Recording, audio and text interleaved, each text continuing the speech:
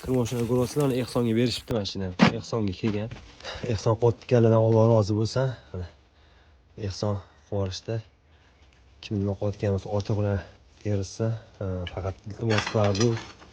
Bu narsalar ishlatadigan joyi yo'q-da. Keyin ishlatishardi, gram berishdi, rahmat. Ishlatishardi, mebelni berishdi. Bunaqa mebellar noto'g'ri tushunmaysizlar, ishlatinglar deb bunaqa mebellarni olib kirib yura olmaymiz-da. Tashlarni olib turing. Ishlatinglar deb bunaqa gilamlarni olib kirib bera olmaymiz. Undan ko'ra, mayli xafa bo'lsanglar ham bunaqa narsa bermaganinglar yaxshi. Chunki hozir biz o'zi bir yetim miskin uyga kiramiz deymiz-da, hozir bu narsa bilan ularni ustidan kulib qo'yamiz-da. Hozir bu musorni yo'qotish ularga pul-da. Ham azbi singa ham ishlatadigan joyi ham yo'q bu narsani.